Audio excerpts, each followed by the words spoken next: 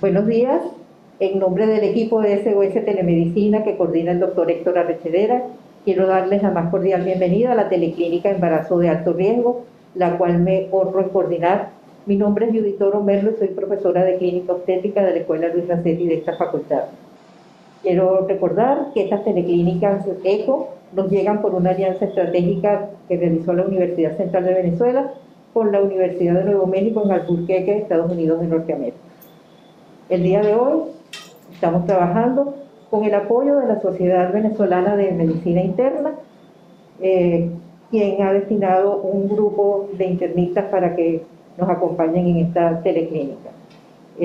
Ha actuado como coordinadora invitada la doctora Cristina López de Ayala, quien es médico internista, forma parte del grupo de trabajo de patología médica del embarazo de la Sociedad Venezolana de Medicina Interna y es profesora de clínica médica y terapéutica en la cátedra A de la Escuela Luis Racetti de esta facultad. Vamos a tener como tema central drepanocitosis y embarazo. Como habrán podido ustedes ver a través de los flyers de invitación que les hemos enviado durante toda esta semana. La presentación de casos va a estar a cargo de la doctora Mariana Villanueva, médico cirujana, egresada de la Universidad Rómulo Gallegos y residente de tercer año del curso de especialización en medicina interna de la Facultad de Medicina de la Universidad Central de Venezuela, sede Hospital Universitario de Caracas. Y vamos a hacer un análisis clínico reflexivo de la historia clínica que van a estar a cargo, los aspectos positivos por el doctor Miguel Mijares, médico ginecobstetra, egresado de la Universidad Francisco de Miranda, con especialidad en obstetricia y ginecología y en medicina materno-fetal, ambas realizadas bajo el manto académico de la Universidad Central de Venezuela. Los aspectos negativos y los aspectos difíciles de enfocar en esta historia estarán a cargo de la doctora Cristina López de Ayala. Y por último va a haber un resumen del tema de drepanocitosis y embarazo que va a estar a cargo del doctor Johnny Maluenga Álvarez, quien es un médico cirujano, egresado de la Universidad Rómulo Gallegos, médico internista, egresado de la Universidad Central de Venezuela y actualmente especialista en el Hospital Universitario de Caracas. Además nos acompaña en la sala el doctor Rafael Cortés, profesor de clínica obstétrica de esta universidad. Entonces, con este panel vamos a comenzar y vamos a darle la palabra a la doctora Mariana Villanueva para que nos haga la presentación de caso. Adelante, doctora Villanueva. Hola, buenos días. Como ya lo mencionó la doctora, mi nombre es Mariana Villanueva, soy médico residente del tercer año del posgrado de Medicina Interna del Hospital Universitario de Caracas. Ante todo, quiero dar las gracias por permitirme participar en esta actividad de Teleclínica ECO. Voy a dar continuación a lo que sería la presentación de la historia clínica. En cuanto a paciente, bueno, LT, edad 24 años, el sexo femenino, natural y procedente de la localidad, quien tuvo fecha de ingreso al hospital el 8 de septiembre del 2021, fecha de ingreso al servicio de medicina interna el 1 de noviembre del 2021 y tuvo fecha de ingreso el 9 de diciembre del 2021. En cuanto al grado de instrucción de la paciente, secundaria incompleta, ocupación comerciante, religión santera. En cuanto a los antecedentes, es importante mencionar que es una paciente que ha tenido múltiples hospitalizaciones durante su vida debido a una o dos crisis anuales de patología de base. En cuanto a los antecedentes familiares, fueron no contributorios. En cuanto a los hábitos psicobiológicos, el paciente niega consumo de ilícitos. En cuanto al número de parejas sexuales, refiere 3, refiere ser 15 y 0, grado de instrucción secundaria incompleta, ocupación ama de casa. En cuanto a los antecedentes ginecostétricos, refiere menor que a los 14 años, con ciclos regulares, primera relación sexual a los 15 años, niega infecciones de transmisión sexual, niega uso de anticonceptivos orales, tiene 2 gestas, una cesárea anterior en el año 2014, embarazo de 37 semanas. En cuanto al motivo de consulta, su motivo de consulta fue dolor torácico. En cuanto a la enfermedad actual, paciente femenino de 24 años de edad, natural y procedente de la localidad, con diagnóstico de anemia drepanocítica fenotipo SC desde los 3 meses de edad, con hemoglobina habitual de 11 gramos de decilitro, en tratamiento regular con ácido fólico 10 miligramos vía oral orden día, quien cursa con embarazo de 34 semanas más un día por fecha de última regla, quien refiere inicio de enfermedad actual el día 7 de septiembre en horas de la noche, cuando comienza a presentar dolor torácico de aparición insidiosa de carácter opresivo, de 10 puntos en escala visual análoga del dolor, que irradia región subescapular concomitante de disnea, sin atenuantes, por lo que acude a este centro de salud donde es evaluada y es ingresada por servicio de ginecobstetricia. Posteriormente, durante la hospitalización, se asocia al cuadro clínico de dolor abdominal de aparición insidiosa, tipo cólico en hipocondrio derecho de fuerte intensidad de 8 a 10 puntos en escala visual análoga del dolor, que no atenúa con el uso de paracetamol, por lo que realizan un ultrasonido abdominal, donde se evidencia litiasis vesicular, por lo que es evaluada por nuestro servicio para el manejo médico de la misma. Cabe acotar que durante la hospitalización la paciente utilizó terapia analgésica con paracetamol, en algunas ocasiones utilizó tramadol y algunos AINES. En cuanto al resumen del caso, es importante mencionar que la paciente tuvo una duración de 3 meses aproximada de hospitalización en diferentes áreas. Ingresó en el área de obstetricia, posteriormente estuvo en terapia COVID y luego en el servicio de medicina interna. Paciente quien es ingresada en el servicio de obstetricia con diagnóstico de síndrome torácico agudo, sin embargo, posteriormente, en vista de niveles bajos de saturación, se le decide realizar PCR-RT para COVID, la cual resulta positiva, por lo que es trasladada a terapia COVID durante permanece 30 días aproximadamente. Para el día 29 de septiembre es llevada a mesa operatoria, donde realizan cesárea segmentaria de embarazo de 36 semanas más 6 días por fecha de última regla por descompensación materno-fetal y cesárea anterior. Para el día 2/10 del 2021 es llevada nuevamente a mesa operatoria, donde realiza miografía de recto anterior izquierdo por deficiencia de herida quirúrgica.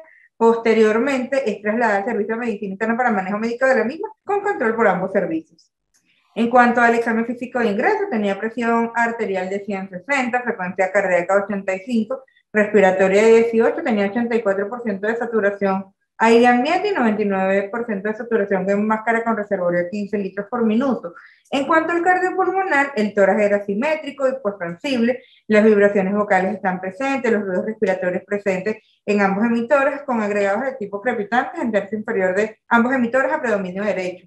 La PB y el tope oscilante a 3 centímetros del ángulo de luz, el APG era no visible, palpable en quinto espacio intercostal a 2 centímetros de línea medio clavicular de carácter eucinético.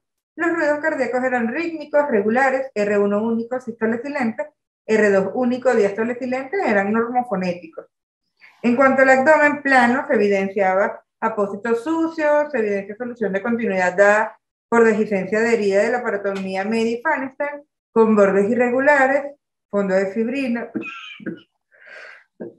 y secreción purulenta fétida. Los ruidos hidroaéreos estaban presentes, el blando, deprimible, no doloroso la palpación superficial ni profunda y no se palpaban visceromegalios. En cuanto al neurológico, no había ninguna alteración. En cuanto a los laboratorios de ingreso, ella ingresó con unos leucocitos en 11.700, posteriormente se evidenció un ascenso de los mismos a 16.000, tenía hemoglobina de 10 y 10.5 respectivamente, con unas plaquetas de 258.000 y 280.000, con neutrófilos en 83.3%, posteriormente 73. En cuanto a la química de ingreso, se evidenció leve ascenso de lo que sería la LDH en 309.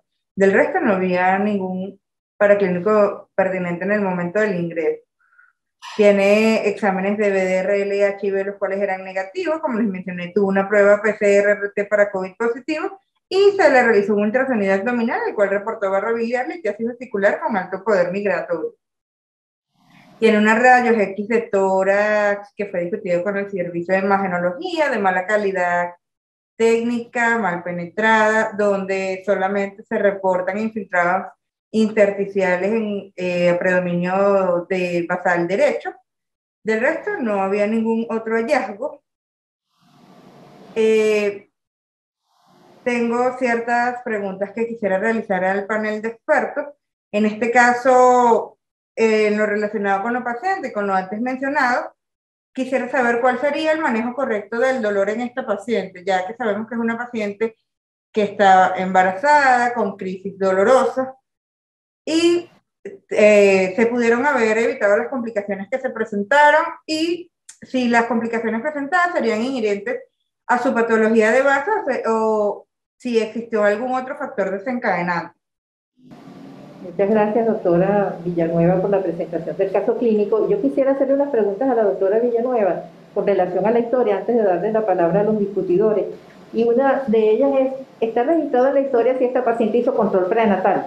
Porque está ingresando a las 35 semanas y no sé si se hizo control prenatal en ella. Y en estos casos, sobre todo cuando hay patología médica asociada, bueno, siempre es muy importante el control prenatal y tiene mayor relevancia cuando hay una patología médica asociada. La segunda pregunta sería ¿cuánto tiempo pasó entre el ingreso de la paciente y el diagnóstico o el desarrollo del COVID? Y si está registrado en la historia, ¿cuáles fueron las características del recién nacido y qué pasó con el recién nacido después de la cesárea? Con respecto a la primera pregunta, la paciente refiere haber tenido 3 controles previos durante el embarazo. Con respecto al tiempo que pasó desde el ingreso hasta el diagnóstico de COVID, fueron 10 días durante la hospitalización. Y bueno, el recién nacido fue femenino y pesó 2 kilos 100 al nacer, tuvo una talla de 48. Ella en realidad no tenía ningún antecedente de patología biliar previo al ingreso, ¿no? Porque asumo que... No, doctor, no. Fue durante la hospitalización. Okay.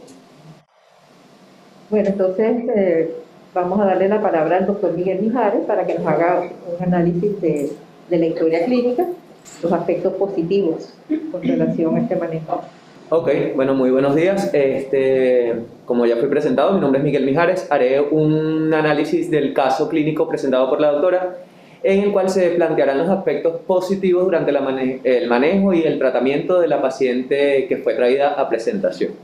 Ok, lo primero que hay que plantear o de manera resaltar de manera positiva fue el manejo multidisciplinario del caso por Servicio de Medicina Interna y el Servicio de Ginecología y Obstetricia del Hospital Universitario de Caracas, del Hospital Clínico Universitario, porque esto es una patología de que si bien es cierto la paciente embarazada puede cursar con el diagnóstico previo o nos llega ya con el diagnóstico, es una patología que viene diagnosticada desde los 3 meses de edad, es una paciente que debió haber tenido un control previo y un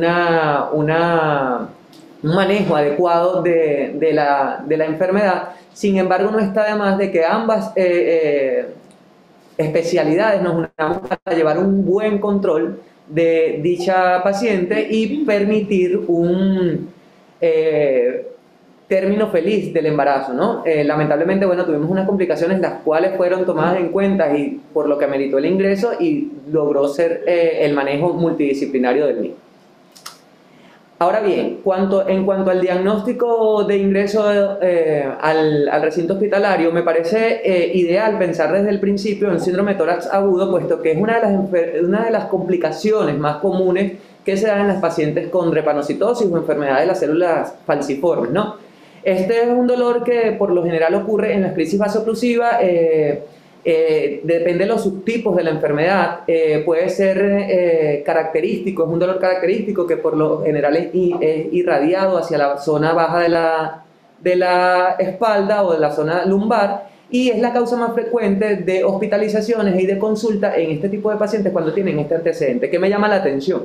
Que durante su estadía en la institución, en vista de la clínica que presentó la paciente, pensamos de que la disnea y la desaturación en hacer una prueba COVID, porque tengo entendido que en vista de la desaturación, de la baja saturación de oxígeno, decidieron hacerle una PCR para COVID, la cual salió positivo, que no está de más en el contexto de que estamos en una pandemia y que tenemos que descartar todas las posibles causas de insuficiencia o de distrés respiratorio en el adulto, en este caso.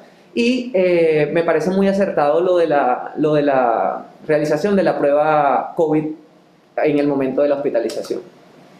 En cuanto al tratamiento, tenemos tratamiento de base. tenemos un tratamiento que está descrito en la historia médica como ácido fólico de 4 miligramos día de manera prenatal y que ha sido uno de los tratamientos que ha manejado la paciente por larga data. Hay literaturas que no lo reportan como un tratamiento habitual dentro de la drepanocitosis, o sea, que sea un tratamiento que tenga que estar fijo y específico, pero sí tiene, según el Colegio Americano, hay un estudio que reporta que favorece el rápido recambio de eritrocitos y por ende me disminuye la cantidad de células falciformes y me aumenta la cantidad de hemoglobina normal, por decirlo así, o de células normales en el torrente sanguíneo. Entonces esto me predispone a que si favorece el rápido recambio de eritrocitos, me disminuye la probabilidad de que ocurran micro y macrovasculo-oclusión, ¿no? en el contexto de la patología. En cuanto a la administración de oxígeno húmedo por mascarilla, por cánula nasal, fíjense algo en cuanto a la fisiopatología de la anemia drepanocítica. Hay un periodo donde se ve afectada por la hipoxia o la oxigenación y desoxigenación del glóbulo rojo. Entonces, está descrito que la administración de oxígeno vamos a hablar de la administración de oxígeno podría disminuir la probabilidad del dolor en la anemia drepanocítica, y es porque me evita el recambio, o sea, me permite que el glóbulo rojo bicóncavo no se transforme a un glóbulo falciforme o a una célula falciforme, ¿no? Y al tener esta transformación ocurrida por la hipoxia o por la desoxigenación, puedo llevar a la microoclusión de la vasculatura y por ende generar crisis dolorosa. Entonces, fíjense acá, donde les hago resalto el efecto del oxígeno húmedo, que puede disminuir la intensidad de adopción de la configuración falciforme en el ámbito capilar. Es decir, al administrar oxígeno por cánula nasal, yo voy a tener la capacidad de mantener el glóbulo rojo de manera bicóncava.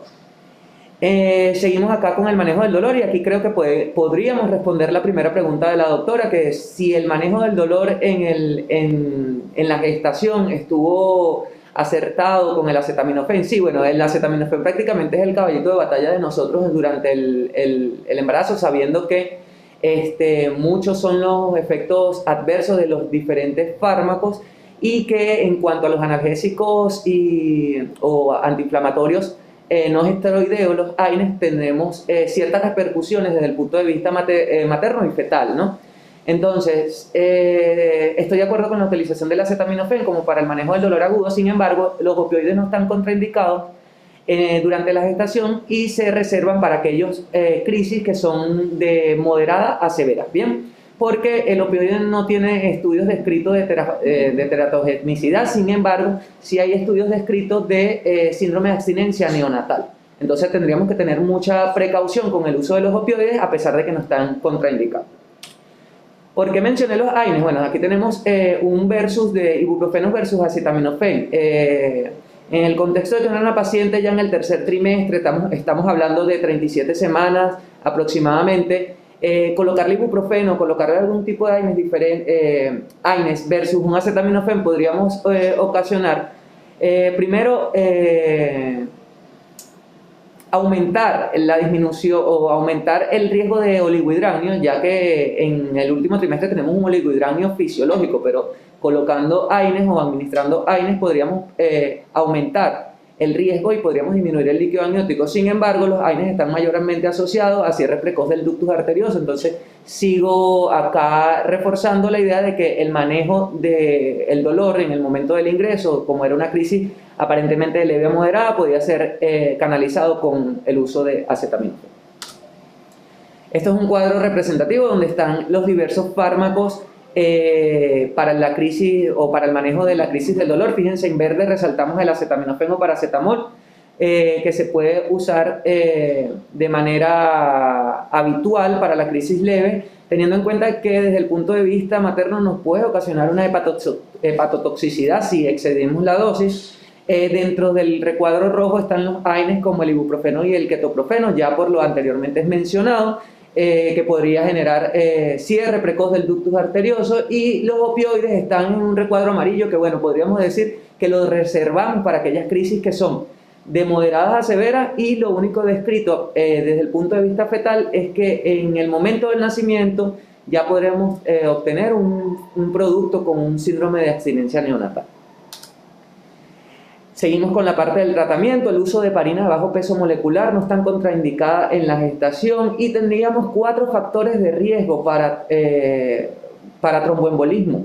Ya el embarazo per se es un riesgo para enfermedad tromboembólica en la paciente. Aunado a esto le asociamos su antecedente, que es la enfermedad de las células falciformes, la drepanocitosis. Hicimos una prueba rápida y que nos dio positiva en el contexto de un SARS-CoV-2 y teníamos otro factor de riesgo, que era la cirugía, ya la cesárea segmentaria. Toda cirugía abierta se convierte en un factor de riesgo para una enfermedad tromboembólica. Entonces, ya con esto estaríamos de acuerdo con el uso de la heparina de bajo peso molecular. Y fíjense que aquí les traigo un trabajo que fue realizado en el estudio de heparinas de bajo peso molecular en el manejo de las crisis vasooclusivas en las pacientes con enfermedad de las células falciformes o en pacientes con enfermedad de células falciformes. ¿Qué hicieron ellos en este estudio? Compararon 3 heparinas, de las cuales estaban la dalteparina y la tinzaparina. Concluyeron que era efectivo en el manejo de 288 pacientes, concluyeron que era efectivo en el manejo de las crisis dolorosas. Sin embargo, sus conclusiones son de que se necesitan más estudios para confirmar o para sustentar de que las heparinas de bajo peso molecular son tan efectivas como se ha venido describiendo durante años, ¿no? Entonces, sin embargo, a pesar de que el estudio nos recomienda de que se sigan realizando pruebas, ya tienen un resultado favorable, y es que de las heparinas de bajo peso molecular sí me funcionan para el manejo de las crisis dolorosas por vasooclusión. En cuanto al manejo de laboratorios, toma de muestras para urocultivo, toma de muestras para hemocultivo, totalmente de acuerdo. Tenemos en cuenta que pacientes con anemia drepanocítica, de larga data, y más aquellas pacientes que tienen crisis dolorosas y secuestro esplénico, recordando que hay una destrucción o una asplenia que me puede desencadenar o predisponer el riesgo de infecciones. Y cuáles son los gérmenes más frecuentes, aquellos gérmenes encapsulados como el neumococo, el Haemophilus, el meningococo, y como consecuencia, esto es como consecuencia de esa asplenia funcional por destrucción del órgano, de las diversas crisis que le han dado a la paciente durante el tiempo. Entonces, ¿es una paciente que estaba predispuesta a la infección? Sí, es una paciente que estaba predispuesta a la infección. Estoy de acuerdo con la toma de las muestras, e inclusive fue lo que nos pudo predisponer en el momento de la hospitalización a tener un difícil manejo de la herida postquirúrgica. ¿Bien? En cuanto al ultrasonido, a las pruebas complementarias de imágenes, se hizo un ultrasonido abdominal en el contexto de un dolor que presentó la paciente, del dolor abdominal que presentó. Hicimos un diagnóstico de una litiasis biliar. ¿Qué pasa aquí? Asociado a la anemia drepanocítica, muy difícil, pero sí tenemos que tener en cuenta que durante el embarazo o durante la gestación, el riesgo de desarrollar enfermedad o patología de las vías biliares está aumentado, y esto se debe más que al aumento de las fracciones de colesterol, es por efecto de la progesterona, disminución de la motilidad del músculo de la vesícula, que me aumenta el éstasis vesicular, y al haber un éstasis vesicular me predispone la formación de cálculos de la vía biliar. Entonces creo que en el contexto del manejo, hasta ahorita todo lo que muchas de las cosas que se hicieron están dentro de lo ideal para el manejo de la paciente. El tratamiento con analgésico fue ideal, el tratamiento o el manejo de anticoagulantes fue ideal por todos los factores de riesgo que presentaba la paciente para el momento de su hospitalización. El estudio por imágenes también fue un estudio complementario en el contexto del dolor abdominal, y pudimos diagnosticar algo que puede ser o se presenta de manera común en la embarazada, y por eso hay que estar alerta ante cualquier predisposición. Muchas gracias. Muchas gracias al doctor Miguel Mijares por el análisis positivo de la presentación de este caso. Y bueno, ya vimos, tenemos una paciente bien, vamos a decir, compleja su manejo, por el embarazo de 35 semanas más crisis dolorosa, más drepanocitosis con crisis dolorosa, con una insuficiencia respiratoria asociada a COVID, con riesgo moderado a tromboembolismo pulmonar, con una patología abdominal y una cesárea segmentaria que se complicó con una infección del sitio operatorio y aparentemente pues una complicación bastante severa. Entonces vamos a darle la palabra a la doctora Cristina López de Ayala para que nos vea cuáles fueron las limitantes y el lado negativo que pudimos ver en el manejo de este caso. Bueno, me toca quizás un poco la parte más difícil y luego de la fantástica presentación del colega que me precede, pero si bien es cierto que a veces no nos toca fácil y más en la difícil situación en que están nuestros centros y la medicina hoy día, y que aunque a veces intentamos hacer lo mejor que se puede atender a nuestros pacientes, una de las principales limitantes que vemos en este caso, a pesar de que se intentó hacer lo mejor posible, es el tiempo.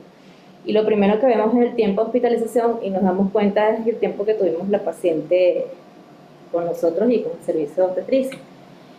Vemos que su motivo de consulta y por lo que ella acude a nosotros, que todavía no había llevado a término el embarazo, fue el dolor, que es la gran molestia que tiene esta pobre señora, bueno, esta pobre niña desde el momento que nació y a lo que se enfrentó toda su vida, y es la gran queja y preocupación que tienen las pacientes drepanocíticas, ¿no?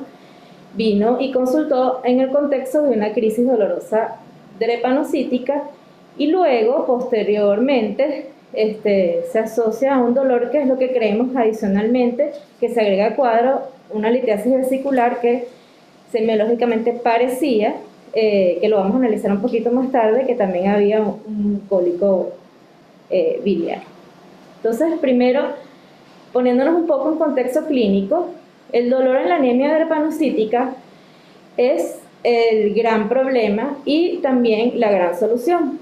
En ellas, por supuesto, el desencadenante de todo esto es el dolor y debemos tratarlo y acordarnos que uno de los grandes problemas en ellas es la deshidratación y la acidosis. Es un gran eje que debemos tratar y es un mecanismo que a medida que vamos compensando el dolor y compensando la deshidratación y la acidosis es un gran eje que si no ponemos solución los tres ejes, una cosa va activando la otra. A medida que vamos dando solución y tratamiento al dolor, tenemos que ir tratando la deshidratación porque son dinteles y activadores de ese mismo dolor. Es un sinfín de eventos que activan uno al otro. Entonces es uno quizás de los problemas que habría que ver con lupa y con detenimiento, cómo es la expansión de líquidos basado en peso, qué expansores son los más adecuados en contexto de una paciente embarazada. Y como sabemos, tenemos que tener con mucho cuidado la creatinina, debemos hacer cálculos basados en peso y usar expansores que no aumenten la acidosis fetal y por supuesto que no sobrecarguen el corazón materno. Para eso habría que ver qué expansores de volumen se utilizan desde que la paciente ingresa en el área de la emergencia, desde que nuestros estudiantes, toda la cadena, desde que el estudiante, el interno, el residente, el especialista, en todas las escalas que como sabemos ingresan en nuestros centros, atienden a nuestros pacientes. Muchas veces, desde que el paciente ingresa a la emergencia hasta que logra la atención real, pasan muchas horas y a veces estas deshidrataciones se prolongan, que son uno de los aspectos y análisis reflexivos que debemos hacer. Estas deshidrataciones se prolongan, hacen acidosis y muchas veces hacen que este dolor sea un poco más difícil de tratar. Con respecto al dolor torácico, el síndrome torácico agudo en la anemia drepanocítica, por supuesto, cuando nosotros planteamos el primer problema en esta paciente, que es drepanocitosis, lo primero que hay que pensar es en el síndrome torácico agudo, como bien nos nombró el colega, y ya cuando uno conoce esta enfermedad, es mandatorio pensar en este primer diagnóstico, porque es una de las complicaciones más frecuentes en la drepanocitosis, y mientras más rápido pensemos en este diagnóstico, tomemos decisión y por supuesto trabajemos en equipo es la clave del éxito. Para pensar en que estas crisis vasoclusivas que hacen microinfartos y microembolismos pulmonares pueden hacer complicaciones agudas que incluso pueden llegar a la muerte a estas pacientes. Y más en nuestro caso que tenemos no uno, sino dos pacientes, que es la paciente embarazada. Por supuesto, la embarazada tiene la tríada de Virchow presente, que por supuesto son pacientes protrombóticas, la anemia drepanocítica crea isquemia, crea trombosis, que ya Johnny Maluenga nos lo, en la didáctica nos lo hará un poquito más extenso, no pretendo, ella nos lo explicará, pero lo importante es resaltar que puede hacer microembolismos que hace que nos pueda complicar, y si nosotros ese dolor es un espejo, es las microisquemias y microinfartos pulmonares que pueden hacer lo que puede estar pasando en el síndrome torácico de la paciente. Sin embargo, volviendo a este motivo de consulta, aparte del síndrome torácico agudo, yo tengo que pensar en ellas, que puedo estar en primer lugar ante esto, también tengo que sospechar en segundo lugar que puedo estar ante un tromboembolismo pulmonar, por lo tanto es mandatorio siempre en ellas, está justificado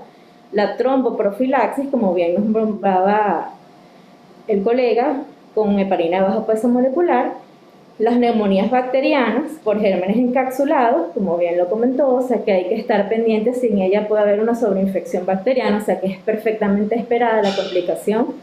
Y bueno, en contextos de pandemia, en desaturación, pues la neumonía por SARS-CoV-2 como complicación. O sea, la desaturación en ella, por supuesto, había que pensar en el COVID, pero no podemos olvidar las sobreinfecciones bacterianas, que ellas se siguen complicando con bacterias, no todo es COVID. O sea, debemos pensar en las otras cosas que tienen que estar presentes, y siempre en ellas está justificado la tromboprofilaxis. Había que pensar desde cuándo cumplió, si cumplió o no adecuadamente la tromboprofilaxis, y desde cuándo, en el momento del ingreso. Como vemos, una hospitalización prolongada que tuvo complicaciones, que hay que ver si desde cuándo cumplió esa tromboprofilaxis, si fue en el momento del ingreso, y si recibió el oxígeno adecuado y el control del dolor.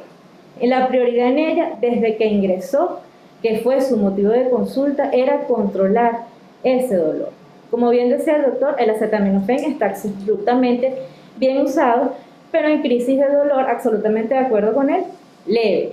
Sin embargo, en la historia, la escala visual que se presenta en la historia, Mariana nos comenta que era 10 sobre 10. Si estoy de acuerdo con el doctor, si es leve, perfectamente justificado el uso de acetaminofén.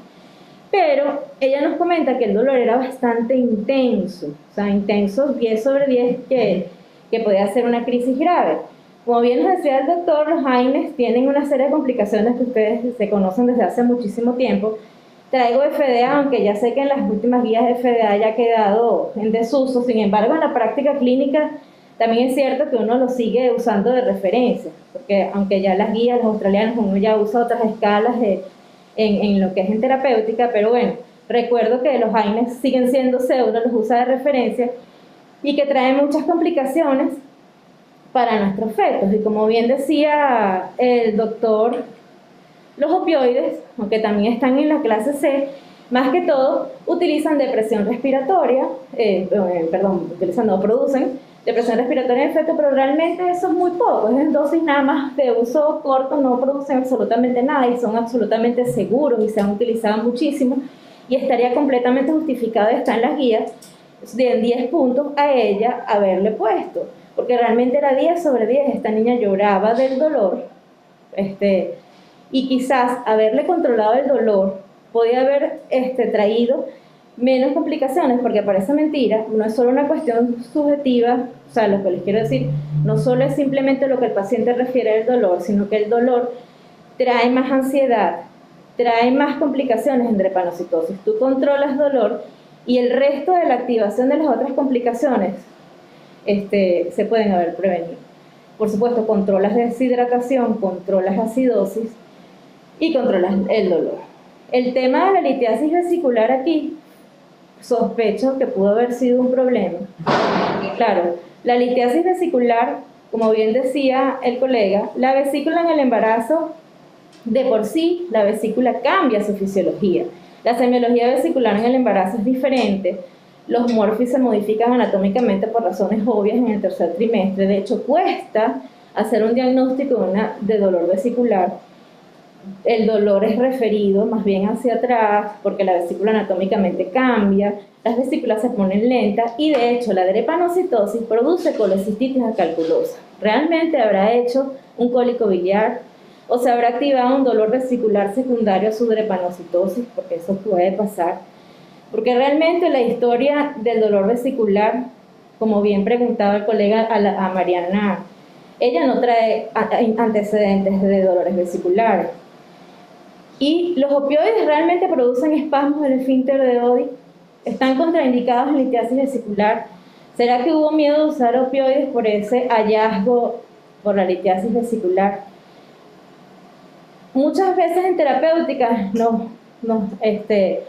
antiguamente se creía, de hecho no se incluía en las guías de pancreatitis el uso de opioides por el miedo al espasmo del esfínter de Oddi. Pero hoy día, en las guías de pancreatitis, cuando uno hace unas revisiones en gastroenterología, sabemos que no es así.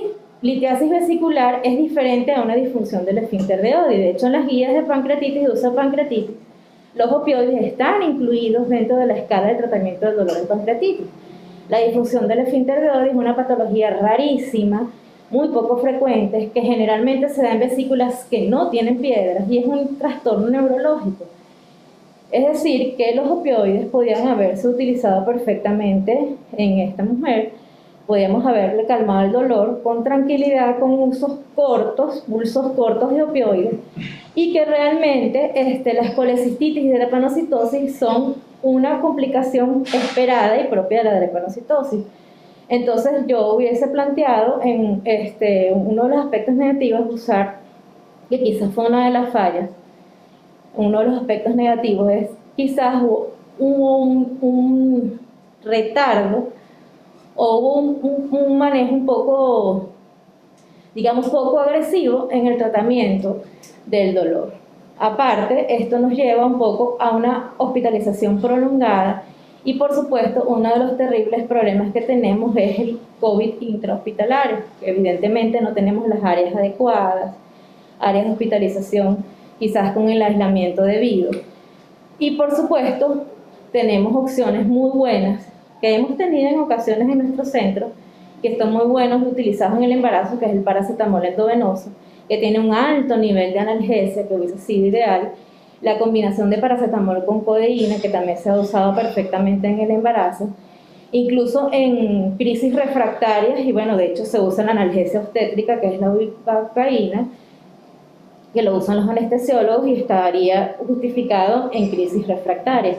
Pero lo más importante que yo plantearía revisar es qué tan bien se hicieron las medidas de soporte, porque en drepanocitosis de verdad es esencial que tener un ambiente confortable, porque claro, las salas de emergencia, y eso no es un problema que lamentablemente se escapa de nuestras manos, pero tener un ambiente confortable, esta señora donde imagínense una crisis drepanocítica, ese dolor tan terrible, donde ella pudiera tener un sitio cómodo, una cama cómoda, donde pasar el dolor adecuadamente, con una analgesia adecuada, un sitio bien ventilado, donde se pudiera haber comunicado, habrá habido una comunicación efectiva, explicarle cuál es su situación, cómo fue su cuadro clínico, darle seguridad. Todo esto asegura el control de ansiedad, porque la ansiedad en drepanocitosis es fundamental y probablemente esta señora, que ya conocen porque es una enfermedad crónica, pero bueno, no es fácil estar embarazada al final del trimestre con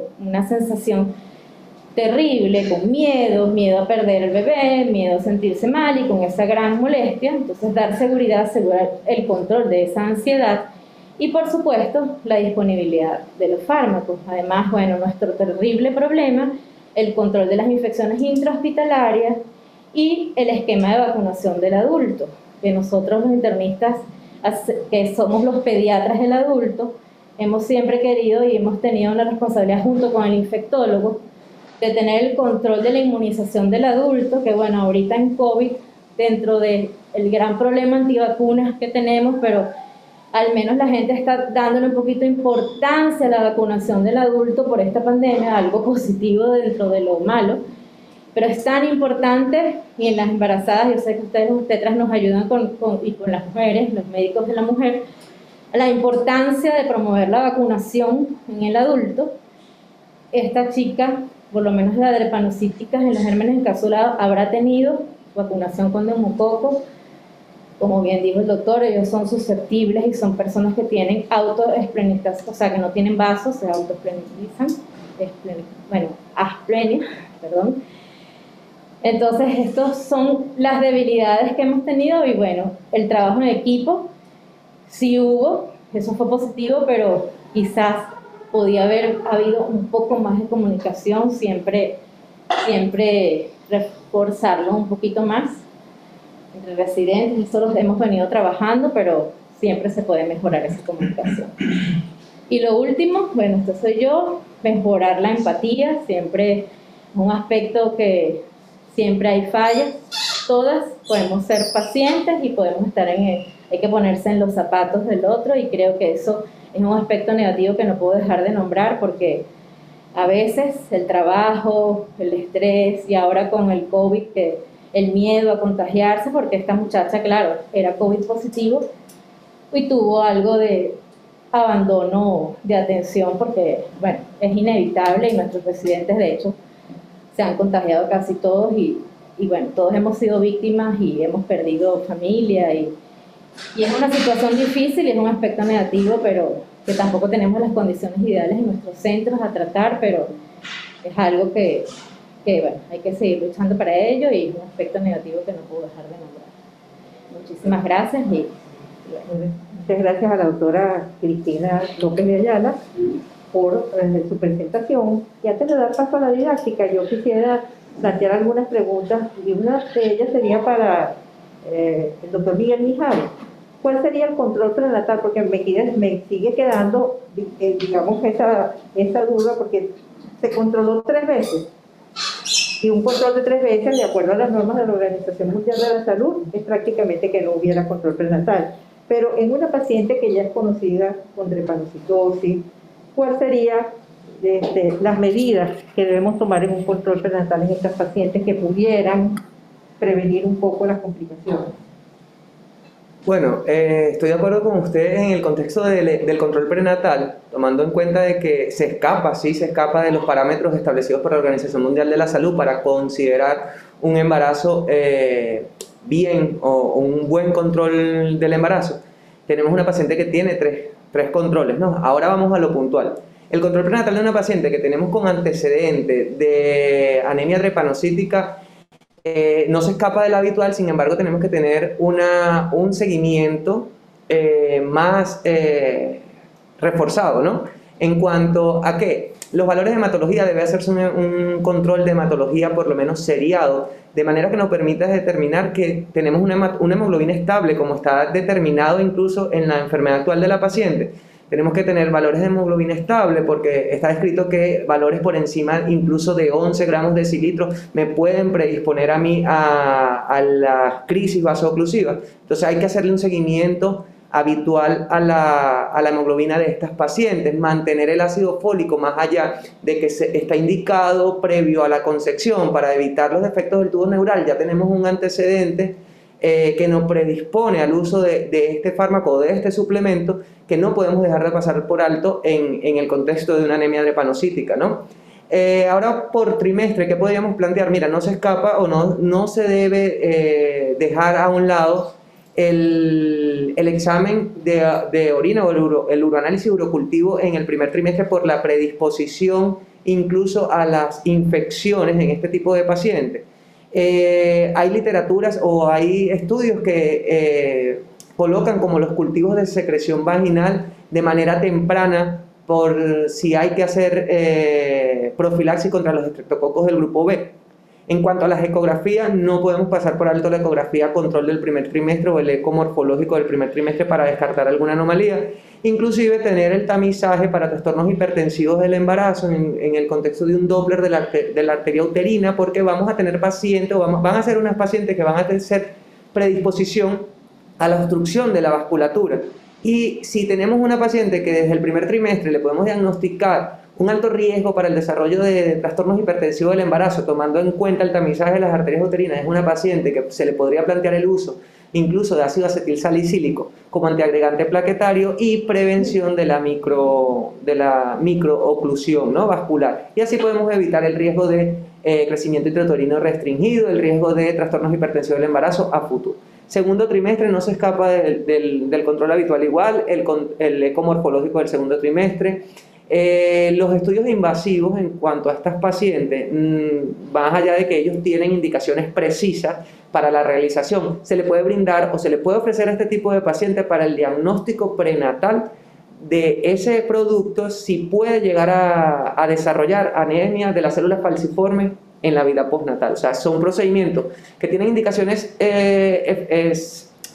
específicas, pero en el contexto de la anemia drepanocítica lo podríamos ofrecer de manera de diagnóstico prenatal para ver si va a desarrollar esto de manera hereditaria. Bien, y más adelante el control ecográfico de patrón de crecimiento, de igual manera los ecos Doppler en el segundo trimestre, a partir del segundo trimestre, y de igual manera para determinar las insuficiencias uteroplacentarias o la obstrucción vascular de materno-fetal que nos pueda predecir alguna patología desde el punto de vista hipertensivo o restricciones de crecimiento.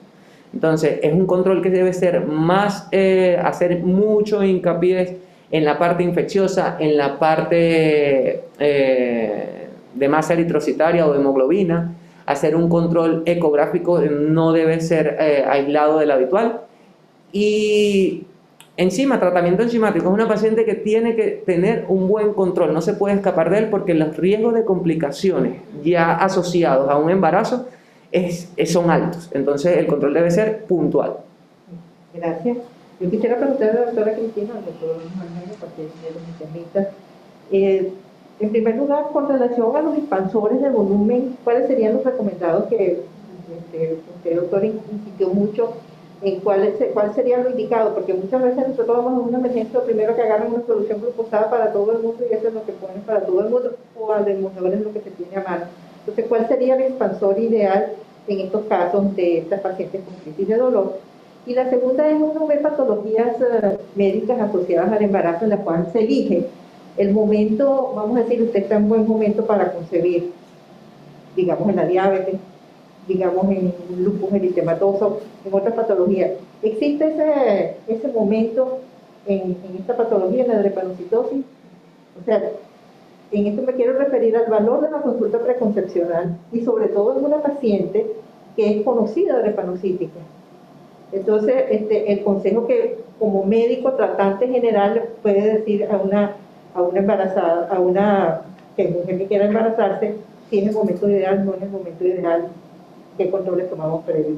Y una tercera para los internistas es con relación al ácido fólico. Esa dosis que se suele usar en los embarazos, de 4 miligramos desde mediante, ¿es suficiente esa dosis en las pacientes con drepanocitosis o se proponen dosis más elevadas?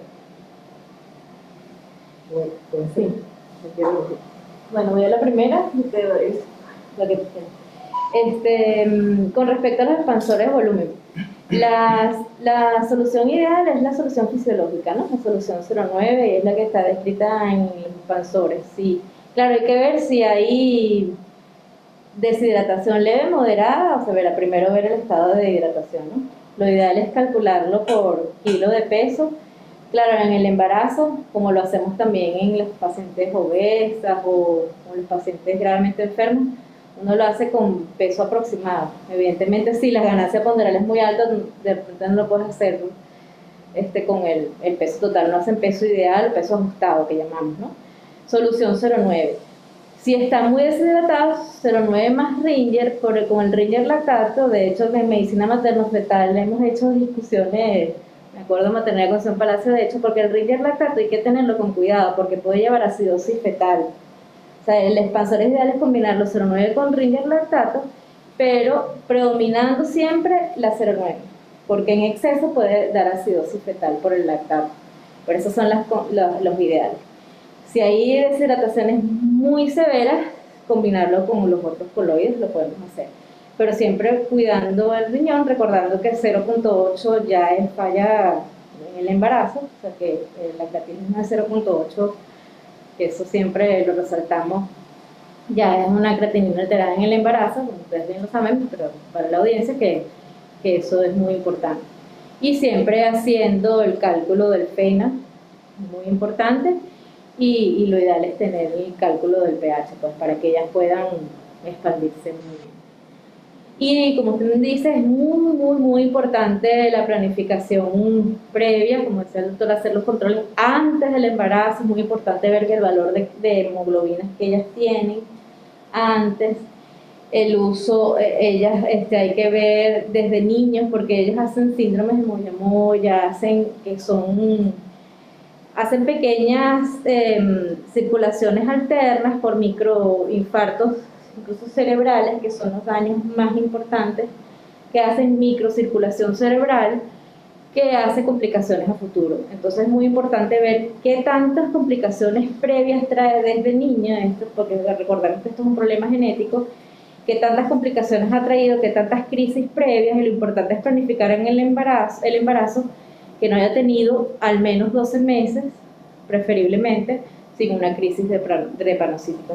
Yo no sé si quieres pararlo. Sí, en relación a la última pregunta, de los miligramos de ácido fólico, lo que se sugiere generalmente es que la dosis sea de 5 miligramos día, y esto principalmente sobre el efecto beneficioso sobre la anemia drepanocítica. Adicionalmente, también es muy importante destacar que si bien es cierto, aparentemente, bueno, el fenotipo de esta paciente en particular era SC, esto es de curso bastante benigno y las complicaciones suelen ser poco frecuentes. Tenemos que tener en cuenta que en los pacientes con curso más severo de anemia drepanocítica, que normalmente tienen transfusiones sanguíneas de forma constante, también es necesario tener en cuenta los niveles de hierro, ya que muchas veces no suele ser necesario un complemento o adicional dosis de hierro en este tipo de pacientes. Lo que quería comentar hasta este punto. Exacto, porque dependerá de la genética. Es muy importante recordar que dependiendo si son homocigotas o si son portadoras, si tienen rasgos de drepanocítica o si son completamente de drepanocítica. ¿Saben ustedes que a esta paciente se le realizó esterilización quirúrgica? La verdad que tendremos que preguntarle a Doctora Mariana, No está escuchando. creo que no está escuchando a la doctora Mariana. Sí, porque una de las cosas también que quisiera preguntarle al doctor Mijares es el método anticonceptivo en esta paciente. Una paciente, esta es su segunda cesárea, bastante complicado que fue el caso. Pudiéramos plantearle, sabemos que es decisión de la paciente, ojo, no que los vamos a obligar, pero pudiéramos aconsejar una esterilización quirúrgica, o qué método, digamos, anticonceptivo temporal pudiéramos sugerirle a esta paciente. Ok.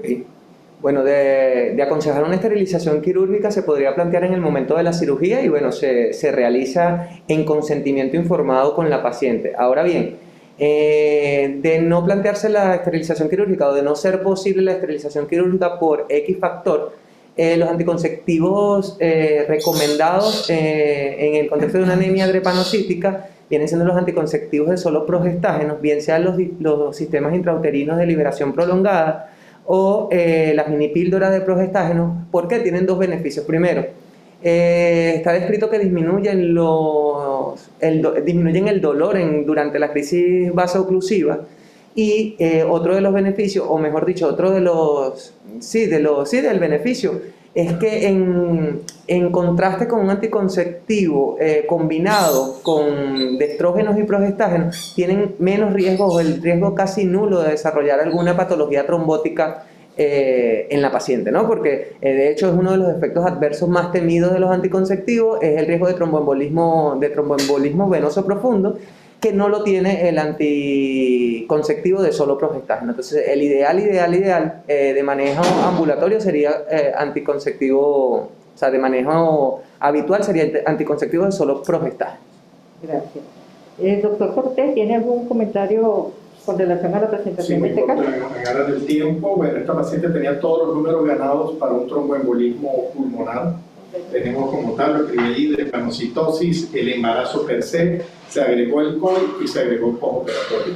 Eso para tenerlo en cuenta en el contexto del dolor torácico, que muy bien ya ha sido explicado por ustedes, excelente presentación en todo sentido. En cuanto a la recomendación de la anticoncepción, te estaba preguntando, porque una paciente del servicio, pero estoy llegando de vacaciones, pero en cuanto a la anticoncepción, inclusive con el propio progestágeno, o sea, lo ideal, si la paciente lo desea, la esterilización quirúrgica está bien. Pero en segunda escala, yo estaría muy cauteloso con todos estos factores para esta paciente, individualizando el caso, de utilizar cualquier tipo de anticoncepción por vía oral. Si bien es cierto, los progestágenos se ve que, como bien lo dice el doctor, el fenómeno tromboembólico es menor, pero a veces puestos precozmente, ese progestágeno se puede desdoblar hacia, o sea, se puede producir posteriormente, metabolizar hacia estrógenos que también tienen algo de riesgo tromboembólico, que en una paciente con estas características, si me pusieran a escoger, de pronto estudiaría la posibilidad de otro tipo de anticoncepción de tipo barrera. Ahora, ideal si la paciente va a esterilización quirúrgica. Y por último, es una paciente que fue sometida a anticoagulación y no podemos olvidar la complicación postoperatoria. Esta paciente tuvo una cascada de cosas que cayó en la primera y fue cayendo en las otras. Muy de acuerdo con la doctora con el uso de la morfina, teníamos la duda, es una duda muy grande, por la contractilidad del esfínter de Oddi, que en ella se expresó como un dolor también vesicular. No sabemos, o sea, se hubiera presentado casi de manera espontánea, pero está bien haber manejado desde el inicio eso. Pero en la depurada técnica quirúrgica que hay que tener en estos pacientes, porque estaba sometido a una anticoagulación, pero si bien es cierto, se utilizó enoxaparina, que se supone que no debe predisponer a procesos de hemorragia mayor que las heparinas entonces en estas pacientes hay que ser muy cuidadosos en la técnica, porque ella se complicó con un hematoma subaponeurótico, que es bastante de haber depurado mejor la técnica. Es que ser muy acucioso. Esto es una recomendación para todos los colegas que vayan a hacer cesáreas en esta condición a los pacientes. Gracias. Y puede haber sido la drepanocitosis que no los ayudó en el acto quirúrgico, quizás microembolismos en el área quirúrgica, o sea, puede haber sido la misma.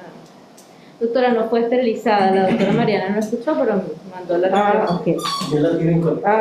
Sí, doctora Mariana, queríamos saber si la paciente tuvo esterilización quirúrgica. Esterilizada, de hecho, la paciente no quiso ser esterilizada, ella quiere planificar otro embarazo.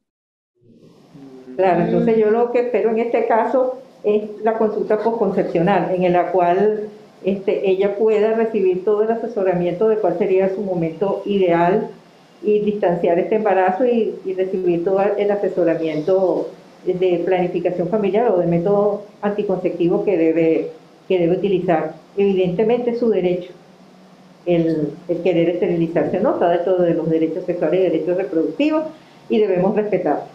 Simplemente es una opinión, muchas veces los pacientes lo rechazan si no nos detenemos a explicar cuáles son los riesgos de un futuro embarazo, pero ya no nos queda sino el asesoramiento postconcepcional para que pueda ser el preconcepcional del próximo embarazo. Entonces vamos a darle la palabra al doctor Johnny Maluenga, quien nos va a hacer un resumen de lo que debería ser el manejo ideal en los casos de drepanocitosis y embarazo. Ahora sí. Bueno, muchas gracias por permitirme la participación en esta actividad. Bueno, en relación a esta revisión, principalmente lo que quise fue esquematizar el manejo de la paciente, tanto pre, intra y post. En este caso, tanto concepcional como en relación al parto, en este caso cesárea de la paciente. Por lo tanto, para comenzar con esto, me gustaría agendar que, bueno, vamos a abordar las generalidades, el manejo pre, intra y postparto, conclusiones, recomendaciones y las bibliografías utilizadas. En este orden de ideas, tenemos que entonces la anemia drepanocítica o enfermedad de células falciformes es el prototipo de las hemoglobinopatías hereditarias, caracterizadas por la producción de una hemoglobina estructuralmente anormal, teniendo en cuenta que aquí vamos a tener la deformación o deformidad del glóbulo rojo, dado que se pierden las características físicas y químicas de este mismo, y el cual va a adoptar una forma de hoz típica de esta enfermedad, que va a condicionar posteriormente eventos vasooclusivos con factores de riesgo precipitantes, pero que bueno, a nivel de la microvasculatura, esto puede inducir incluso isquemia e infarto. Entonces, la enfermedad de células falciformes se refiere básicamente a un grupo de trastornos caracterizados por la presencia de al menos un alelo de hemoglobina S y una segunda variante patógena de hemoglobina beta, que da como resultado una polimerización anormal de la hemoglobina. No olvidando que tenemos también la anemia de células falciformes, que no necesariamente se traduce en enfermedad y que su curso puede ser bastante benigno con un número de complicaciones reducidas. En relación a la frecuencia de esto, tenemos que en los Estados Unidos la anemia de células falciformes homocigota va a estar representada por un 60 o un 70%, seguidos por la enfermedad de la hemoglobina SC heterocigoto, y asimismo seguidos por las falciformes beta presentes talasemia heterocigoto compuesto o las falciformes beta ausentes talasemia heterocigoto compuesto. En el siguiente cuadro lo que se muestra principalmente son los niveles y los porcentajes de las diferentes hemoglobinas, y vemos entonces que en relación a la prevalencia, destacando que esta prevalencia está determinada principalmente en Estados Unidos, países de África, América Central, América del Sur y el Caribe. Asimismo la India y bueno, países árabes donde la prevalencia es bastante importante. Tenemos entonces que la de mayor prevalencia vamos a tener entre un 50 y un 60% la hemoglobina SS, con un 80 a un 95% de hemoglobina S, seguidos por un 5 o un 15% de hemoglobina fetal. Por lo cual, esto desde el punto de vista clínico se va a traducir en una anemia drepanocítica o enfermedad de células falciformes con un progreso bastante tórpido, con complicaciones bastante frecuentes y que bueno, pueden ser necesarios múltiples esquemas de tratamiento para este tipo de pacientes. Asimismo, haciendo referencia a lo que en teoría se conoce como más benigno o de curso menos severo, tenemos la SC con una prevalencia de un 25 a un 30%, con niveles de hemoglobina S entre un 50 y un 55%, y vemos como los niveles de hemoglobina F están menos del 3%, y vemos niveles de hemoglobina C entre un 40 y un 45%. Debemos tener en cuenta que, bueno, a pesar de que la prevalencia está estudiada principalmente en países africanos, nuestra población es bastante heterogénea, mestiza, lo cual, bueno, no descarta la presencia tanto de anemia de células falciformes como de la enfermedad de células falciformes. El genotipo SC suele ser de un curso benigno y no se relaciona generalmente, aunque esto no siempre se cumplen estas aclaratorias, no se relaciona generalmente con complicaciones graves o severas. Estos son los países o las regiones principalmente más afectadas, incluyendo África subsahariana, el Caribe, América Central y América del Sur, la India, la cuenca mediterránea y Medio Oriente. No olvidemos también que, bueno, también dependiendo de la prevalencia de la anemia drepanocítica en las diferentes regiones, se determinan también sus diferentes nombres o genotipos. Tenemos,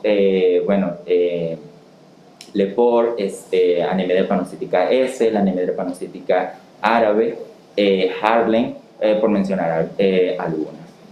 Entonces, la anemia falciformes, tenemos que, bueno, un número de recién nacidos afectados por esta anemia en todo el mundo se estima entre un poco más de 305.000 y 312.000 en el año 2010, y la gran mayoría ocurre en Nigeria, República Democrática del Congo y la India. También quizás porque, bueno, la mayoría de los estudios epidemiológicos son realizados en estas regiones. Alrededor de 1.100 y 3.000 bebés nacidos en los Estados Unidos anualmente se diagnostican con anemia de células falciformes y generalmente con descendencia de algunas de estas regiones ya mencionadas. En relación a la enfermedad de células falciformes, tenemos que, bueno, alrededor de unos 15 millones de personas, principalmente africanos, están afectados por esto, y es la enfermedad más prevalente detectada en el análisis de sangre neonatal. Asimismo, la prevalencia estimada del rasgo falciforme, que como ya he venido mencionando, no es lo mismo que desarrollar la enfermedad como tal, varía entre el 2 y el 30% en las poblaciones africanas, lo que da como resultado una tasa de natalidad mundial estimada de un poco más de 5 millones para el año 2010. Alrededor del 10% de los afroamericanos en Estados Unidos pueden tener este rasgo falciforme.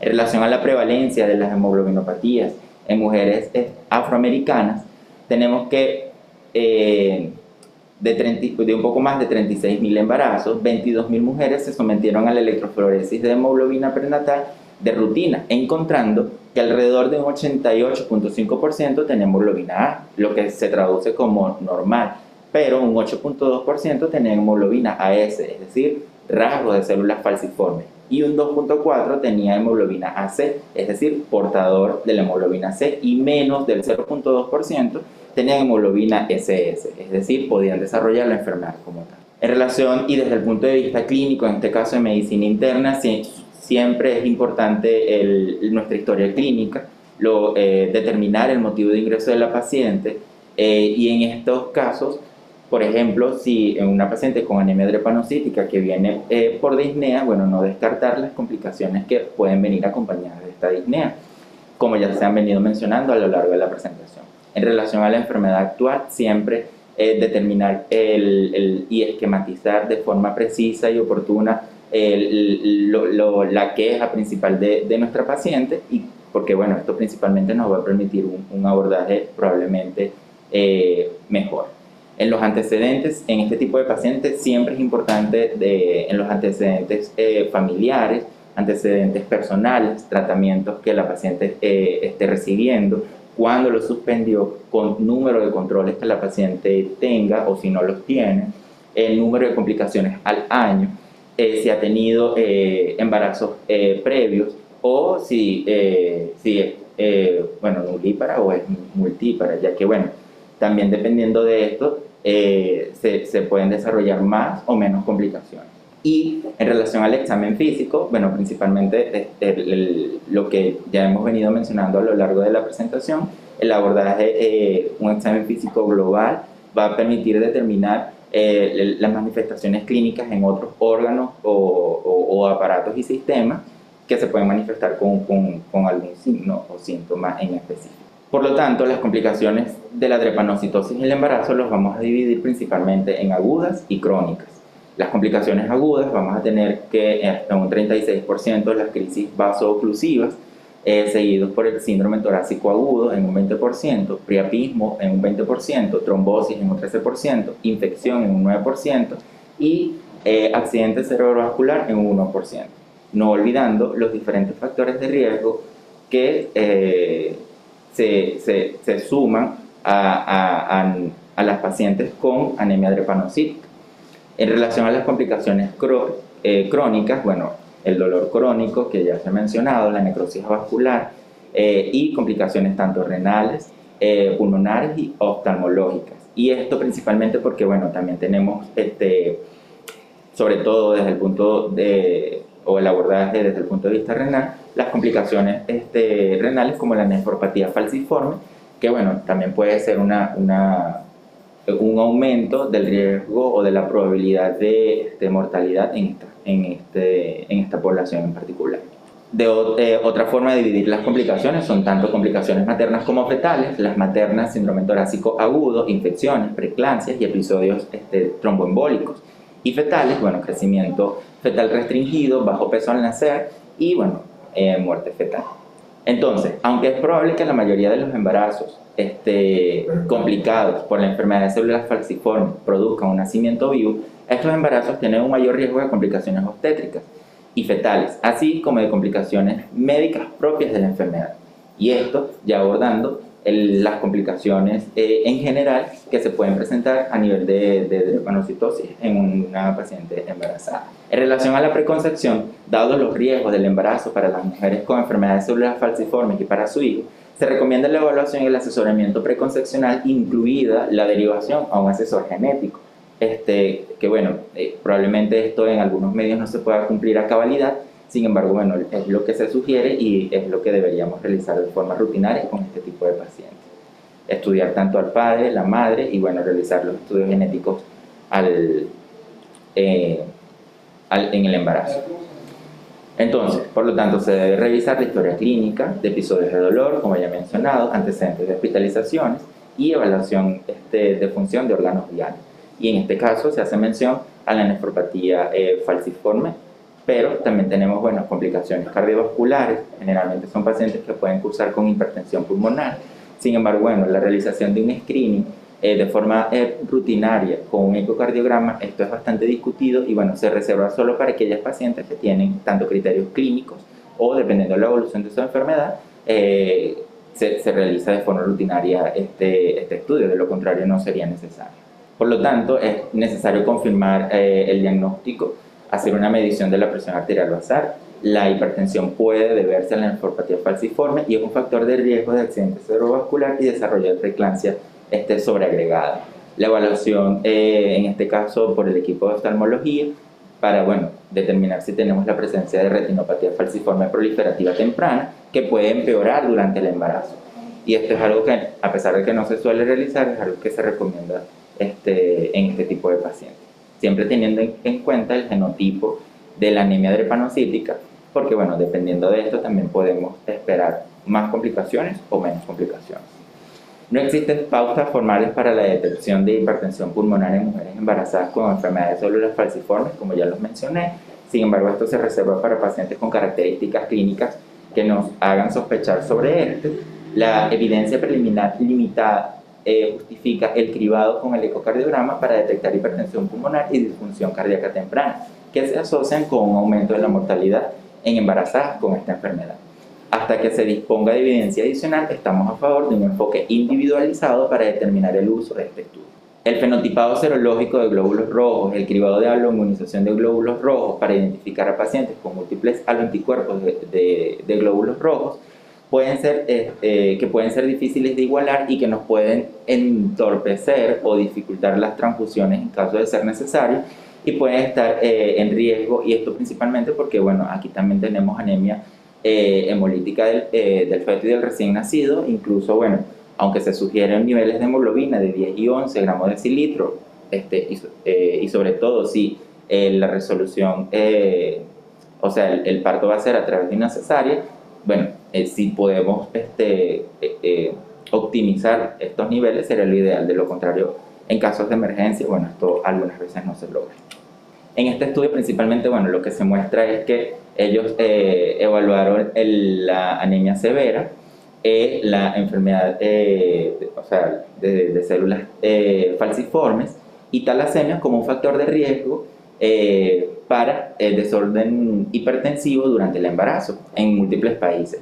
Esto se realizó entre el 2007 y 2008, incluyó algunos hospitales latinoamericanos y ellos lo que evidenciaron es que, generalmente pacientes drepanocíticas, generalmente las que desarrollaban trastornos hipertensivos en el embarazo, ellas eran aquellas pacientes genotipo SS o con un curso de mayor complicaciones, que esto se asociaba generalmente con mujeres multíparas o de edad avanzada, que eran factores de riesgo independientes, pero que la anemia de células o las talasemias y la anemia de células falciformes sí se identificaba como un factor de riesgo para el desarrollo de complicaciones de trastornos hipertensivos, tanto para la madre en el momento del embarazo o a largo plazo. En el siguiente estudio, vemos que en relación al manejo del dolor agudo de la paciente, como ya se mencionaba anteriormente,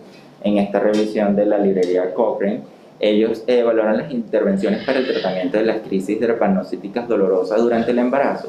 Y más allá de los factores de riesgo que ya hemos mencionado, la deshidratación, la hipoxia, acidosis, infección, resfriados, pueden precipitar un episodio de dolor agudo. Por lo tanto, estas condiciones deben evitarse si es posible y forma el pilar o uno de los pilares fundamentales para el manejo de este tipo de pacientes. Y en relación al manejo del dolor, quizás también porque la evidencia es bastante limitada y no se han realizado estudios o ensayos clínicos controlados a posteriori que nos permitan determinar o evaluar esto. Pero lo que generalmente se sugiere en casos leves es el manejo con acetaminofén, y en casos moderados o severos podemos utilizar opioides. Asimismo, no se encontró, al menos en esta revisión que muestro en pantalla, no se encontró que a pesar de que no hayan complicaciones, siempre lo ideal va a ser siempre manejar el dolor en este caso dolor leve, con AINES tipo acetaminofén, y bueno, no se prefieren otros AINES por las complicaciones que ya se han mencionado. Entonces, tenemos factores precipitantes, que pueden ser los que ya mencioné anteriormente. Es necesaria la reanimación con líquidos y, bueno, el control del dolor. Estos van a ser nuestros tres pilares fundamentales para el manejo de pacientes con drepanocitosis y embarazo. Y vemos que realizando una revisión de la literatura es básicamente el mismo manejo o un manejo muy similar en pacientes no embarazados. Por lo tanto, tener alguna consideración en este caso del embarazo, más allá de una situación particular, el manejo suele ser similar. El manejo de otras complicaciones de la enfermedad de células falciformes, como por ejemplo la infección o el síndrome torácico agudo, generalmente es similar al de las mujeres no embarazadas, a excepción de alguna opinión individualizada que tenga en ese momento la paciente.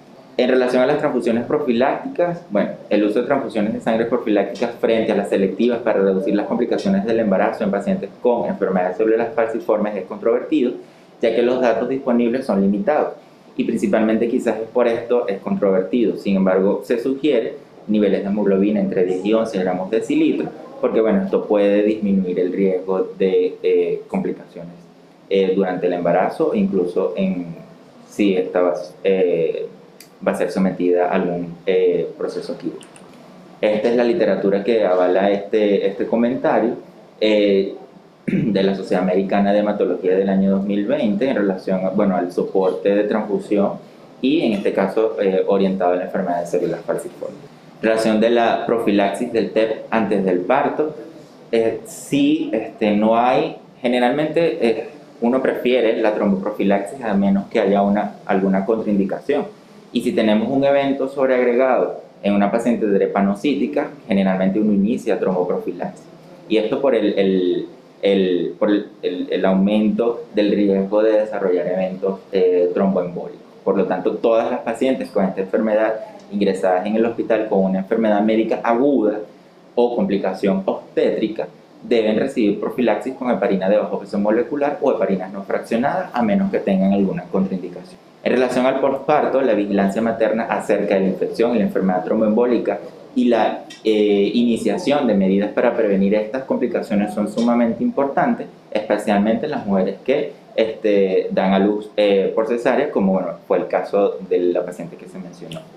Por lo tanto, en conclusión, es más común esta enfermedad en poblaciones africanas o descendientes de Medio Oriente, la India, países mediterráneos, países del Caribe y partes de América Central y del Sur.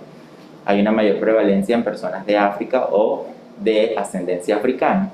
La anemia de células falciformes es el subtipo más grave, incluye la enfermedad de células falciformes homocigotas, hemoglobina SS, y la talasemia falciforme beta. Generalmente se detecta en el cribado neonatal y requiere un tratamiento de por vida.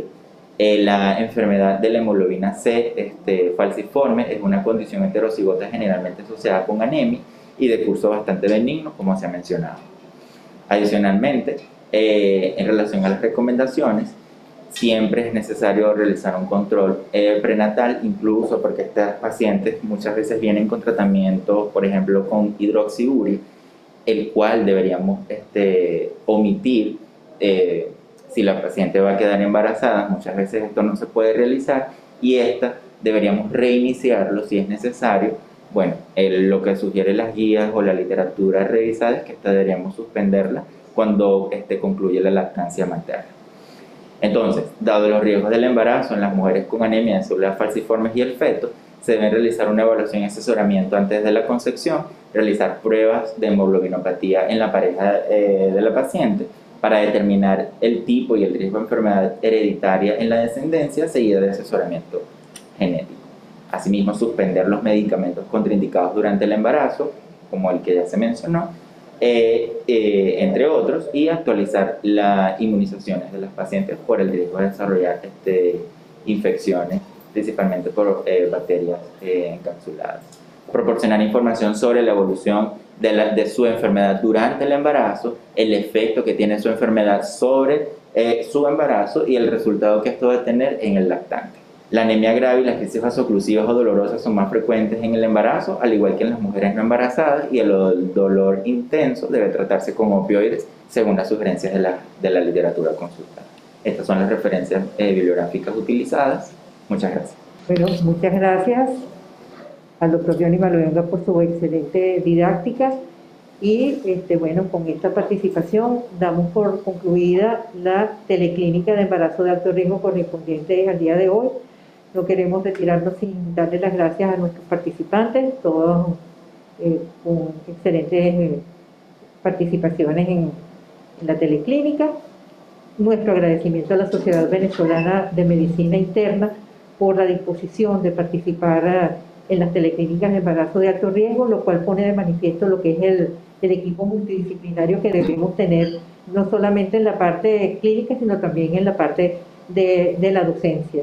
Y queremos nuevamente manifestar pues, que estamos en la Universidad Central de Venezuela, que la Universidad Central de Venezuela se mantiene abierta y está con la docencia activa durante estos ansiados momentos de pandemia.